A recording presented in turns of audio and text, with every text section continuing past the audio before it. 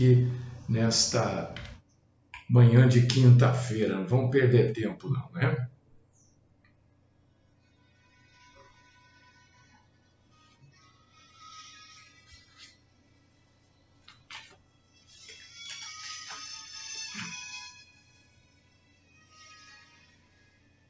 Senhor nosso Deus, eterno e justo, Pai, Salvador, Espírito, que já andou entre nós em carne, nós louvamos o Senhor, bendizemos o Senhor nesta manhã. Nos juntamos aqui, Senhor, como igreja, para cultuar o Senhor, para prestar o nosso culto matinal ao Senhor. Sabemos que não somos dignos, mas também sabemos que o Senhor pode nos deixar dignos para que venhamos a cultuá-lo e adorá-lo. Abre, Senhor, o nosso entendimento da Tua palavra. Ajuda-nos a entendermos mais esta vida, as pessoas ao nosso redor. Fala conosco, Senhor. Estamos aqui como servos, como adoradores do Senhor, e sabemos, ó Deus, que só e unicamente o Senhor é digno de toda a honra, de toda a glória e de toda a adoração. Recebe-nos aos teus pés como adoradores. Livra-nos, Senhor, da mentira e também dos mentirosos. Esta é a oração que eu apresento por mim e por todos aqueles que estão e estarão conosco, no santo nome do Cristo Jesus. Amém.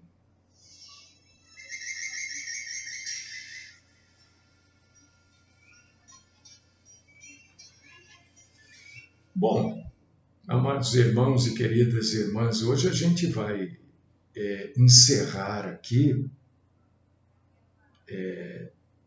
Nós estamos desde a terça-feira falando sobre saúde mental, né?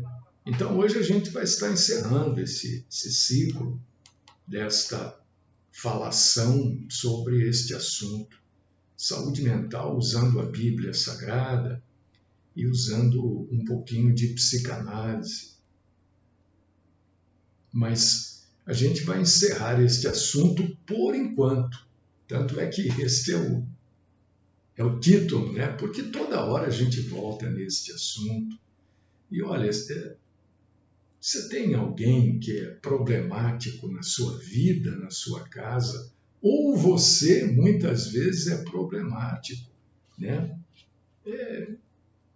Veja esse vídeo. É claro que é muito simplesinho, né? Porque o tempo aqui não permite, mas eu creio que dá para você melhorar como pessoa, dá para você trabalhar um pouquinho as suas emoções, e isto vai trazer um benefício muito grande para você e para as pessoas ao seu redor, seja na sua casa, no seu trabalho, enfim.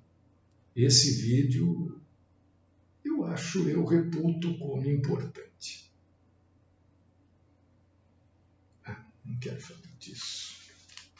Olha, a gente viu que a depressão, todo depressivo é um sujeito que ele é depressivo exatamente porque ele tem excesso de passado.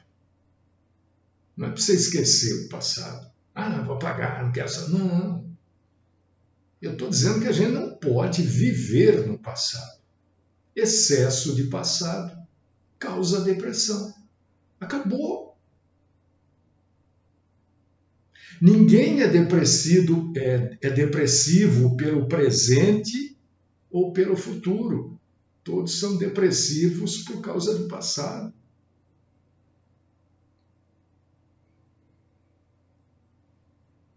Nós vimos também que a ansiedade é excesso de futuro. A pessoa quer viver o dia de amanhã. O dia de amanhã tem que viver amanhã. Jesus mesmo fala isso. Né? A cada dia basta, tal. Não dá para viver o que ainda vai acontecer. E isso causa um negócio chamado ansiedade. Quem é ansioso não por causa das coisas que estão acontecendo agora, mas por causa das coisas que ele imagina que vai acontecer. E eu quero trazer um dado para você. Deixa eu até marcar esse dado aqui. 90, presta atenção a este dado. Isso é importante. Isso não é um dado meu, isso é um dado científico. Deixa eu tomar até um café aqui, viu? Porque...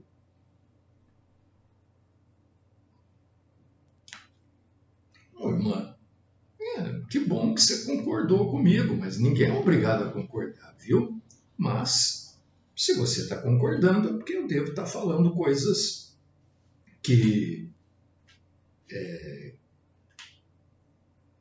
se comparam e se enquadram perfeitamente na sua maneira de pensar, na sua racionalidade, viu? Obrigado. 99% das coisas que eu e você imaginamos não acontecem do jeito que a gente imagina. Quer que eu repita para você? 99, é tudo praticamente, das coisas que a gente imagina não acontecem do jeito que a gente imagina. Então, primeiro que a gente está perdendo tempo. A gente está estressado à toa. Você é uma pessoa inteligente, você é uma pessoa capacitada por Deus. Não é isso? 99% das coisas que eu estou imaginando que vão ser assim, vai acontecer assim e não sei o quê, não acontece daquele jeito. Então, estou perdendo tempo, deixa as coisas acontecerem. É o excesso. Eu não estou dizendo que você não pode lembrar. Eu tenho boas, até contei aqui, acho que foi ontem, anteontem. Eu tenho boas lembranças do meu passado. Tenho lembranças que não são tão boas, mas eu não vivo nem das boas. Das boas eu luto para não viver. E nem das más. E a gente tem que buscar não ficar vivendo naquilo que ainda está por ocorrer. Por que sempre a notícia que chega tem que ser ruim? Você já pensou quando você recebe uma notícia, vem alguém na sua... meu Deus, essa pessoa quando vem aqui é só... tá ligando não sei quem. É problema. Eu tenho isso ainda. Não é fácil da gente limpar isso. Meu Deus. Ligou. É problema. Não necessariamente. Às vezes é uma coisa boa. Então, depressão, excesso de passado, ansiedade, excesso de futuro. E o estresse? Estou estressado, a gente já viu isso. Estresse é excesso do presente, de presente, é excesso. É excesso. Só pensa naquilo, tem que fazer aquilo, tem que não sei. Tudo que é excesso não é bom, afeta a saúde mental. Isso tudo a gente já viu, né? E ontem, especificamente, a gente viu que existem três tipos de pessoas. São as pessoas normais, as pessoas que vivem a vida, se irritam, sentem dor, mas vivem. Ninguém passa por esta vida sem tristeza, alegria, preocupação, dor. Todos nós vamos ter, mas tem que passar por essa vida. A pessoa caracterizada como normal são as pessoas que vão vivendo os altos e baixos da vida, não travam no alto da vida, não, e também não travam numa descendente. Elas vão vivendo, porque a vida é assim. Pessoa normal é isso. Existem os neuróticos, né? São aqueles que experimentam ansiedades excessivas. São pessoas que gostam de remédio. Vou tomar um remédio. Gente, eu não estou dizendo, eu não sou exemplo. Eu não estou me colocando como exemplo. Eu estou dizendo o que eu faço. Porque eu também tenho defeitos, ora. Eu também tenho fraquezas. Não é? Então eu também preciso combater isso tudo em mim. Então tem pessoas que qualquer coisinha quer tomar um remédio. Já imaginam que estão gravemente enfermas. Você sabe, olha, você vê como esse negócio de saúde mental é sério. Quando uma celebridade fica enferma e a mídia divulga o tipo de enfermidade que essa pessoa tem e tal, aparece um monte de gente nos hospitais, nos consultórios, imaginando que tem aquela doença também. Teve aí um apresentador aí que precisou fazer um transplante de coração, né? Aumentou nos consultórios e hospitais pessoas que começaram a achar que estavam com um problema de coração. Isso é ser neurótico. Você tem que cuidar disso em você. A tendência humana é, mas você tem que cuidar. E existem os psicóticos. Então é normal ser neurótico? Claro que não, é óbvio que não. Normal é ser normal. Ser neurótico já é um doente mental, é um início de uma doença mental, que pode progredir, avançar para a psicose. Aí já requer cuidados, aí já requer medicação. São as pessoas que perdem o contato com a realidade. Infelizmente, muitas igrejas denominacionais incentivam pessoas à psicose.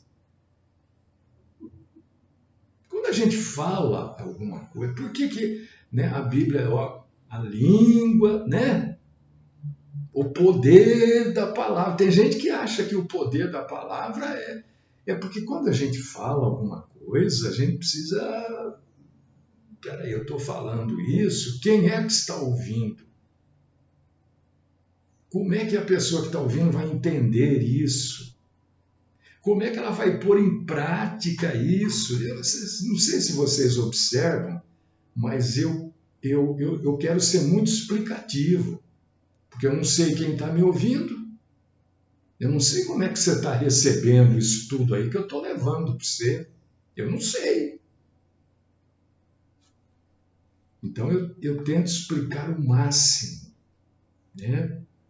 E os psicóticos, eles tendem a viver num mundo próprio que eles vão criando.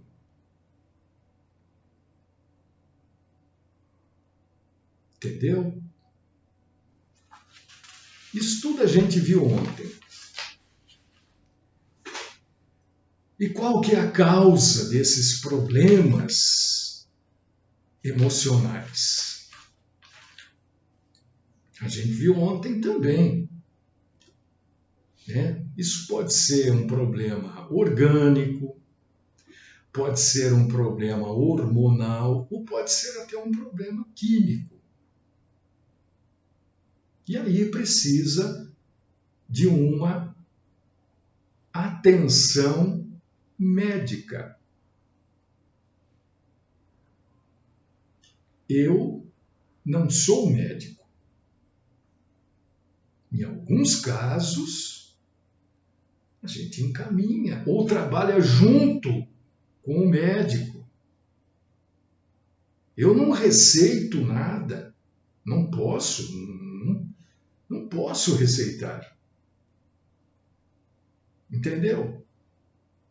A gente tem que detectar as causas ou até ajudar o clínico a detectar. O clínico pede os exames e, em conjunto, a gente ajuda.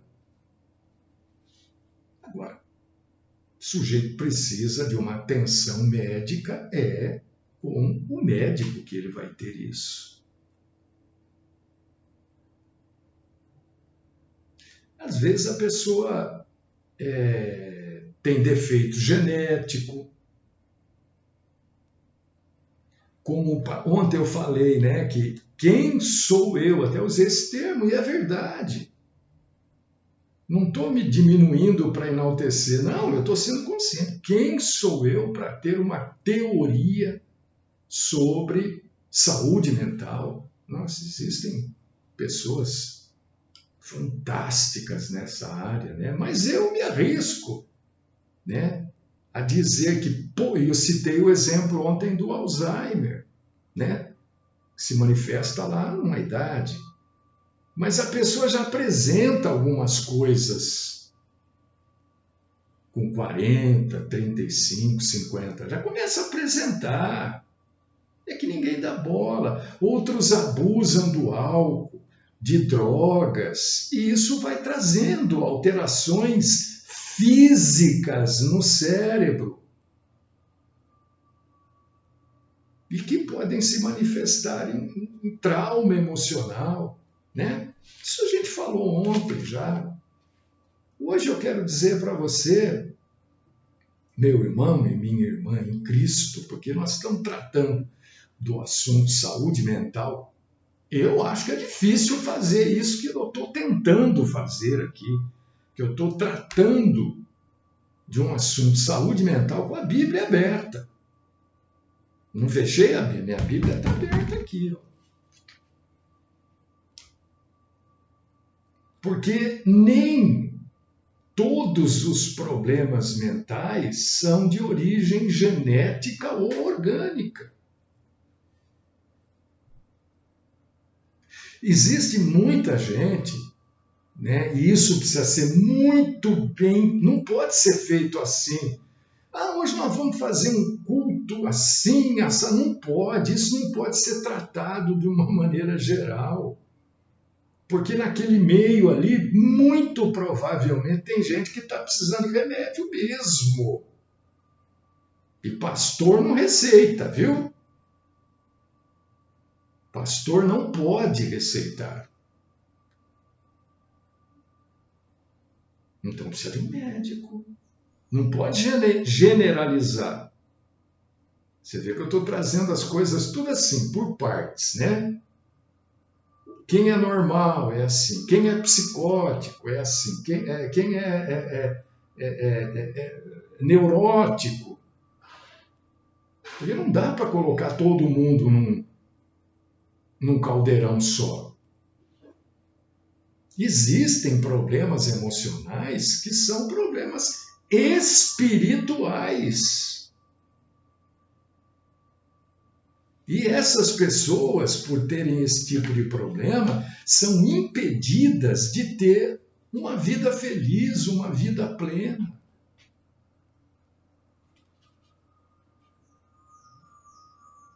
E estas pessoas que têm problemas mentais, sejam de origem genética ou orgânica ou de origem espiritual, né? Elas são pessoas infelizes, elas são cercadas da infelicidade para si e transmite esta infelicidade a todos ao redor.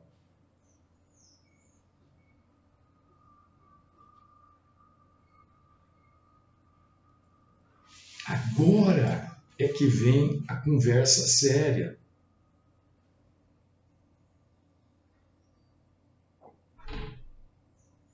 Quem tem problema espiritual não pode ser tratado do jeito que essas denominações fazem, expondo as pessoas, expondo até ao ridículo.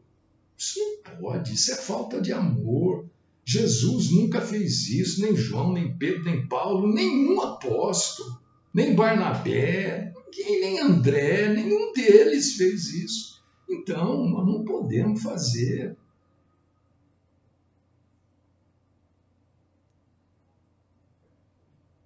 Não pode ser tratado com remédio, porque não resolve. O remédio, nesses casos, às vezes nem como paliativo serve. Por causa disso que eu optei em tratar deste assunto com a Bíblia aberta. Com a Bíblia aberta. Porque o pecado, queridos irmãos e queridas irmãs, ele coloca uma carga emocional enorme sobre aqueles que pecam.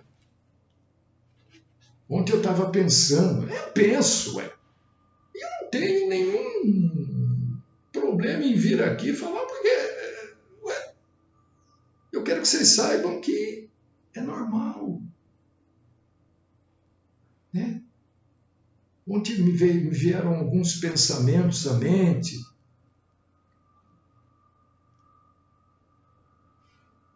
E eu falei, Senhor, eu já falei contigo sobre isso. Eu acho que o Senhor não aguenta mais. Porque é assim que eu falo com Deus. Eu acho que o Senhor não aguenta mais eu falando desse assunto. Mas o que eu faço? Esse assunto não se resolve. Não passa pela minha capacidade de resolver. Ou se passa, eu estou sendo tão tapado que eu não estou conseguindo ver. E aí vem desejos, vem vontades. E eu não quero pecar. Olha. Então você tem um pensamento, claro, eu sou ser humano. Ou você acha que eu sou o quê? He-Man, Jiraya, nada, eu sou ser humano. O problema não é ter pensamentos, o problema é pô-los em prática. Porque aí você resolve um problema e você cria um montão. O pecado separa uma pessoa da pureza, né? Ninguém pode ser verdadeiramente feliz enquanto é separado do seu Criador. Está lá em Isaías, capítulo 59, versículos 1 e 2. O temor do Senhor é o início. Papapá. Eu tenho temor de Deus. Eu sei que eu poderia resolver isso de uma maneira, mas não é a maneira que Deus quer. Então a gente sofre. O pecado entristece. Está lá em Lucas, capítulo 15, versículo 11. Você vai ler lá que o filho pródigo estava depressivo por causa de algo que ele havia feito. Ele estava vivendo o passado por algo que ele fez, até que ele caiu em si. Você lê isso lá em Lucas 15, 11. E foi reencontrar o seu pai. E são coisas que precisam ser tratadas de maneira, eu vejo assim. Você já pensou a gente expor um caso desse numa igreja com 300, 200 pessoas, ou com 20 que seja? Isso não pode, isso é íntimo. Agora, mas você está falando, eu estou me autorizando a falar de mim, não é? Agora, você alguma vez entrou aqui e escreveu algo pessoal seu? Pode ser que sim, pode ser que não. Se sim, porque você se autorizou. Se não, porque você acha que não é conveniente. Então, a gente não pode fazer essas coisas assim. Está vendo por que eu critico há anos, mais de 20 anos, eu critico essas denominações, esses cultos de libertação? Isso não pode ser feito assim, daquela maneira expositiva, que expõe as pessoas. O pecado deixa cicatriz, meu irmão, minha irmã. E se você é depressivo, eu não estou afirmando isso, nós estamos trabalhando um assunto, nós estamos debatendo um assunto. Será que não é por causa de pecado? Mesmo quando uma pessoa sabe que foi perdoada dos seus pecados, ela pode continuar carregando o fardo do pecado cometido.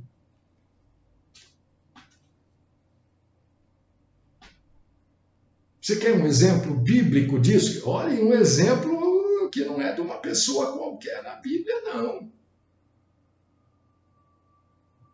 É o exemplo simplesmente do Paulo. Paulo, o apóstolo. O 13º apóstolo, o 14º, né? Se você abrir em 1 Timóteo, capítulo 1, versículo 15, o que você vai ler? Que Paulo refere-se a si mesmo como o principal dos pecadores. Paulo não era depressivo pela vida passada dele, pelas coisas que ele fez, era o trabalho dele. Mas ele sabia que aquilo que ele fez foi perdoado por Deus, etc, etc. Mas ele se coloca como o principal pecador, porque ele fez aquilo. O que ele está dizendo? Ele sabe que ele foi perdoado. Mas e as cicatrizes, não fica? Não, ele não era depressivo. Não há nenhum resquício nos escritos de Paulo, né, que a gente possa sequer supor que ele era depressivo. Ele sabia que ele era perdoado. Talvez não pelos homens, mas por Deus. Mas e as cicatrizes de tudo que ele fez? Entendeu? Por causa disso que a gente precisa evitar o pecado. Porque tem coisas que vão deixar cicatriz, irmão. Irmã, mesmo depois que você foi para Paulo, depois da conversão, ele ainda, 1 Timóteo 1,15, ele se coloca como o principal dos pecadores. Isso não é depressão. Ele está dizendo, olha, aquelas coisas erradas perante Deus que eu fiz, eu sei que eu fui perdoado, mas eu tenho cicatriz disso em mim. E isso me faz lembrar que eu estou pregando aqui o Evangelho, mas eu sou o principal pecador. Olha só. Você está entendendo isso? Porque senão não resolve nada. Se você não está entendendo, pergunta. Ah, não quero perguntar agora. Pergunta depois, ué. Mas pergunta.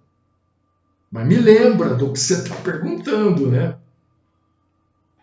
O pecado azeda.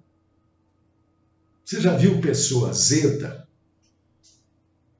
Azeda, azeda mesmo. Ah, meu Deus, tem coisas que eu não posso falar.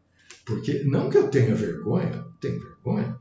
Ué, se eu sou ou penso, eu não posso ter vergonha de falar. Eu teria que ter vergonha de pensar ou ser, não é? Mas tem pessoas que eu olho assim, eu digo, o sujeito azedo, ou moça, mulher, sei lá, azeda.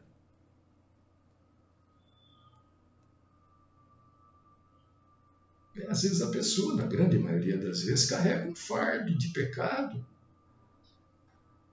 E aí aquela pessoa ela é hostil com todo mundo, por causa disso que a gente chama de azeda, né?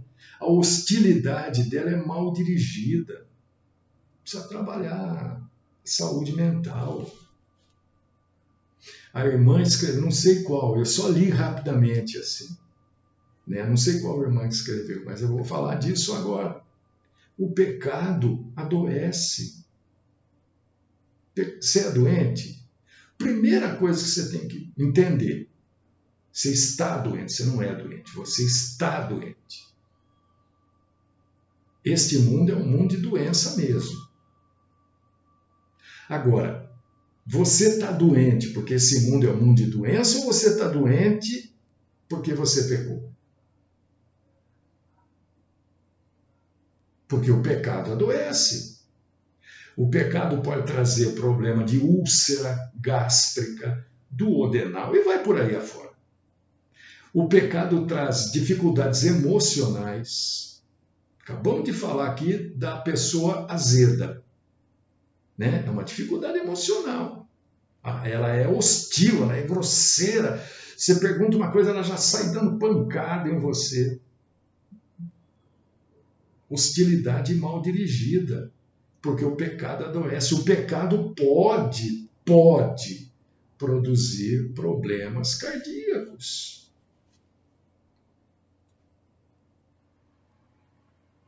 Eu tô, não é que todo problema cardíaco é problema de pecado. Estou dizendo que pode.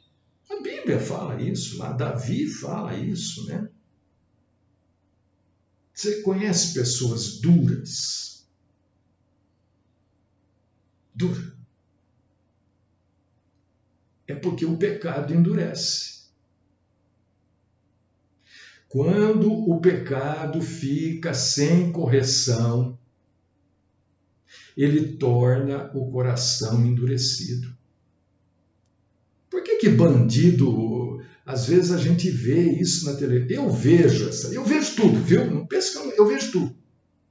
Tem coisas que eu rio e tem coisas que eu analiso rapidamente, a minha cabeça, né? Às vezes a gente vê essas cenas de assalto, 2 assaltando 1.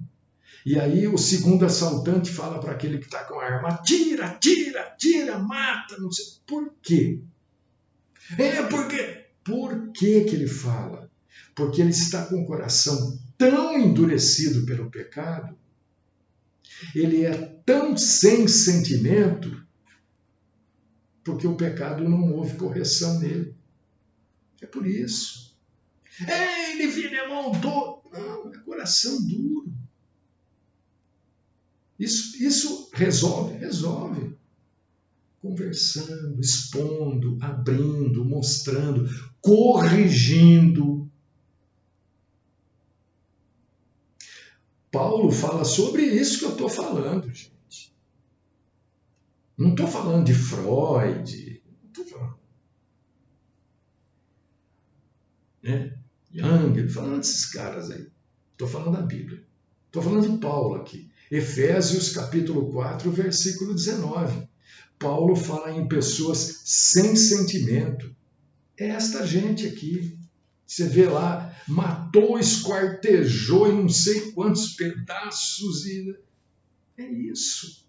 Você não tem mais sentimento. cimentou o sentimento.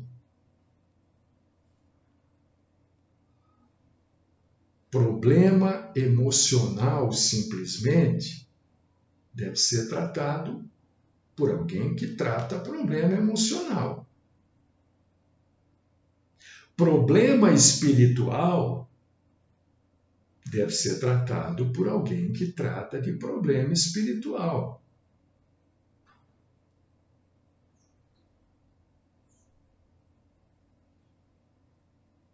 Eu não estou fazendo propaganda, não. Não é nada disso. Eu busco especialização tanto nos problemas emocionais quanto nos espirituais.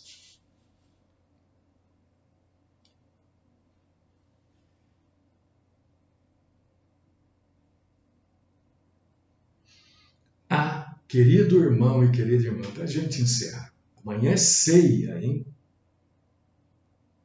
Amanhã eu vou ministrar a ceia e vou tomar a ceia. Há uma só solução para os problemas emocionais que são espiritualmente causados. Olha a importância, meu Deus. Eu peço para Deus me capacitar a fazer isso que eu estou. Tem um outro caminho que eu estou buscando depois de velho. É um outro caminho. Pensa que é fácil juntar Freud com o Espírito Santo? Esse cara é louco. Não sou louco. A prova é aqui, ó. Olha só como dá certo. Freud falou muita coisa que eu não concordo de jeito nenhum. É claro que eu tive que aprender agora. É claro que eu fiz as provas e tinha que colocar a visão freudiana ou de qualquer outro da área, né? Senão não ia passar, ué. Mas então você mentiu? Não, eles estão perguntando a posição de Freud, então eu dei. Agora, eu sei a posição do Espírito Santo a respeito disso. Então, os problemas emocionais causados pelo Espírito, a solução é qual para resolver? Olha que solução simples e tão difícil ao mesmo tempo. A solução é a palavra de Deus. Mas não tem remédio. Problema emocional que são espiritualmente causados, não tem remédio. É a leitura da palavra de Deus. Isso está na Bíblia. 2 Pedro, capítulo 1, versículo 3. A Bíblia é o melhor livro de psicologia do mundo. Não existe. Psiquiatria, não existe. Melhor livro que a Bíblia. Porque a Bíblia, ela não só dá o diagnóstico das fraquezas humanas, mas ela também oferece a cura. Acabei de falar aqui do filho pródigo, não é? É a Bíblia.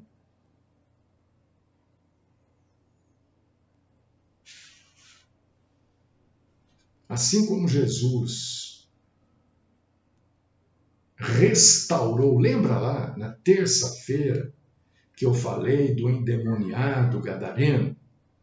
Então Jesus restaurou através de maneira miraculosa a solidez daquela mente, daquele homem que estava com a mente deteriorada pelo espírito, ou pela legião de espíritos que estavam naquele homem, né? Jesus, de uma maneira milagrosa, restaura a mente do endemoniado.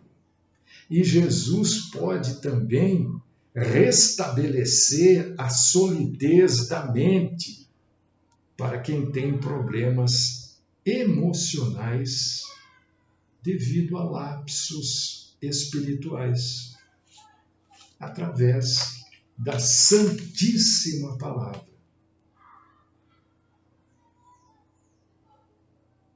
É assim.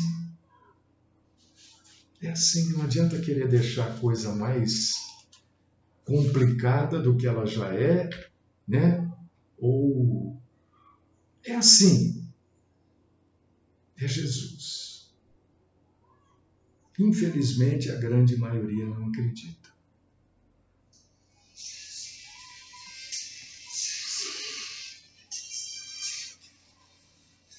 Deus, Pai Todo-Poderoso, eu quero agradecer ao Senhor, porque tantas coisas a gente pode falar sobre saúde mental com uma abordagem, né, diferente, uma abordagem